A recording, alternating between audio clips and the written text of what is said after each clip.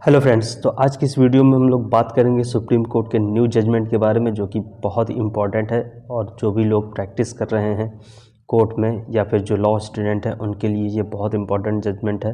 ठीक है, तो चलिए देखते हैं कि इस जजमेंट में सुप्रीम कोर्ट की 3 जजों की बेंच ने क्या डिसीजन दिया है। तो इसमें देखिए, जो हमारी हेडलाइन है, जो ब्रेकिंग है हेडलाइन है, ये क्या है, कहती है permanent alimony and interim maintenance can be granted even when marriage is wide under Hindu marriage act.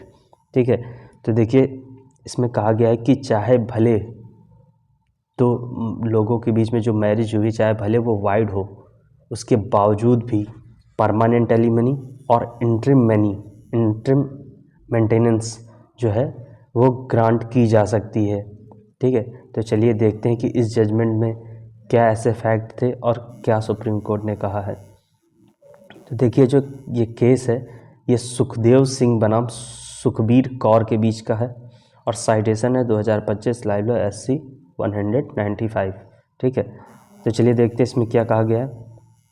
कह रहा है answering a reference the supreme court today, तो ये 12 फरवरी का डिसीजन है, rule that permanent alimony and interim maintenance under the Hindu marriage act 1955 can be granted even when the marriage has been declared void। ठीक है, तो सबसे पहले हम लोग जानेंगे कि वाइड मैरिज क्या होती है। यहाँ पे एक शब्द बार बार आ रहा है कि वाइड, तो वाइड मैरिज क्या होती है। तो देखिए हमारे HMA में, ठीक है, हिंदू मैरिज एक्ट में वाइड मैरिज जो है सेक्शन 11 में डिफाइन किया गया है। ठीक है, सेक्शन 11 में बताया गया कि कौन कौन से ग्राउंड में जो है मैरिज जो है वाइड हो जाएगी। तो उसमें 3 चीज़ें दी गई हैं।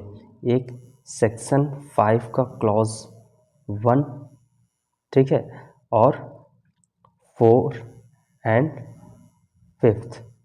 ठीक है, ये इसमें दिया गया है कि अगर इन ग्राउंड में अगर कोई शादी करता है, ठीक, तो उसकी मैरिज जो है वो वाइड हो जाएगी। अब इन ग्राउंड में दिया क्या हुआ है, ठीक है, तो सबसे पहले सेक्शन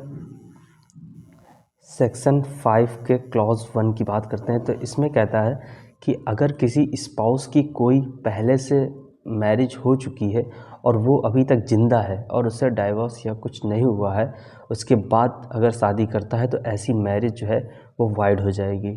ठीक है, इसके बाद 5 के 4 में क्या कहा गया है। ठीक है, इसमें कहता है कि अगर सपिंड रिश्तेदारी में, नातेदारी में अगर कोई शादी करता है तो वो वाइड हो जाएगी। सेक्शन 5 के 5 में क्या कहा गया, कहता है कि अगर प्रतिषिद्ध नातेदारी में, ठीक है, प्रतिषेध है जहाँ पे रिश्तेदारी करना या शादी करना, वहाँ पे अगर कोई शादी करता है तो ऐसी कंडीशन में विवाह जो है वो वाइड हो जाएगा। तो चलिए आगे देखते हैं इसमें क्या कहा गया।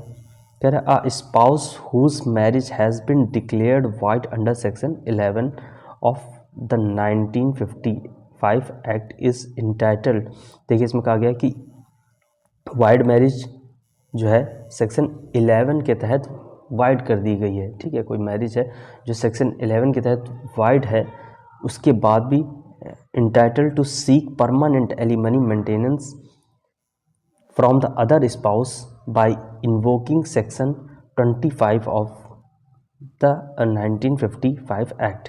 ठीक है, कह रहा है चाहे भले मैरिज जो है वो वाइड हो गई हो सेक्शन 11 के तहत, लेकिन उसके बावजूद भी परमानेंट एलिमनी और मेंटेनेंस के लिए वो एप्लीकेशन फाइल कर सकते हैं, एक एप्लीकेशन ग्रांट की जा सकती है।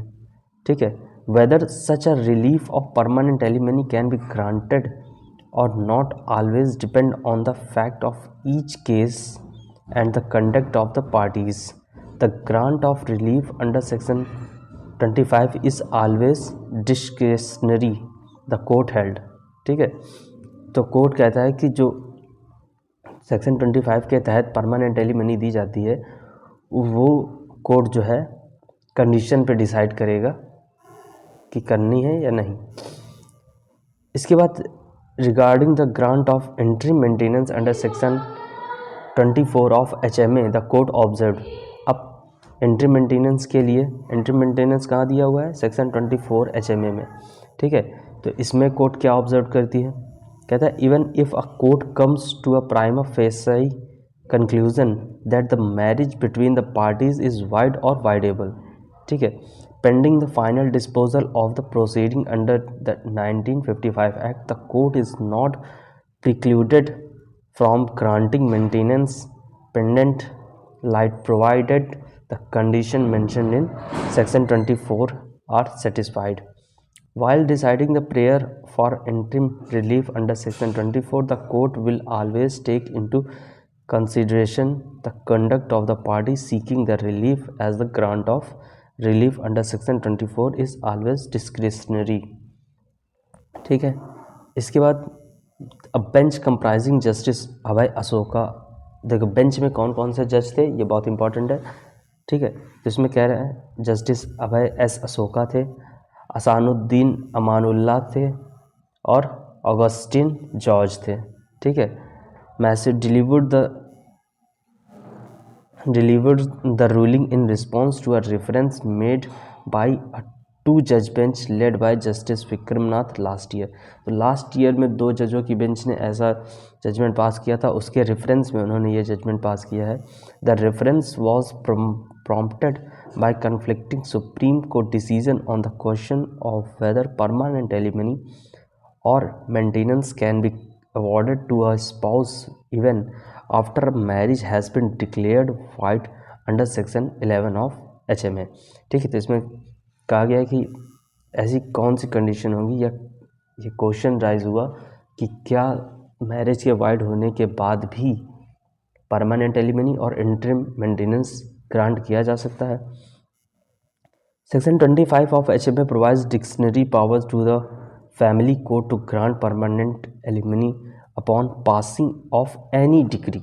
ठीक है, किसी भी डिग्री के पास होने पर परमानेंट एलिमनी कोर्ट ग्रांट करने की ये पावर होती है. The husband appellate content that the term any degree under section 25 of HMA should not include decrease declaring a marriage wide. ठीक है, तो हस्बैंड की तरफ से जो वकील साहब थे उनका यह कहना था कि जो सेक्शन 25 में एनी डिग्री वर्ड आया है, इस एनी डिग्री वर्ड के अंदर जो वाइड मैरिज की डिग्री है ये इंक्लूडेड नहीं है. He argued that a void marriage is legally non existence, no spouse can claim benefits under section 25. ठीक है, तो हस्बैंड के वकील साहब का कहना था कि जो वाइड मैरिज होती है ये लीगली एक्सिस्ट ही नहीं करती है. ठीक है, ये शुरुआत से ही नल एंड वाइड है, तो इसका बेनिफिट लेने का, किसी स्पाउस को क्लेम करने का कोई राइट नहीं है. For brevity as per section 11 of HMA marriage is declared void if there is in an element. अब सेक्शन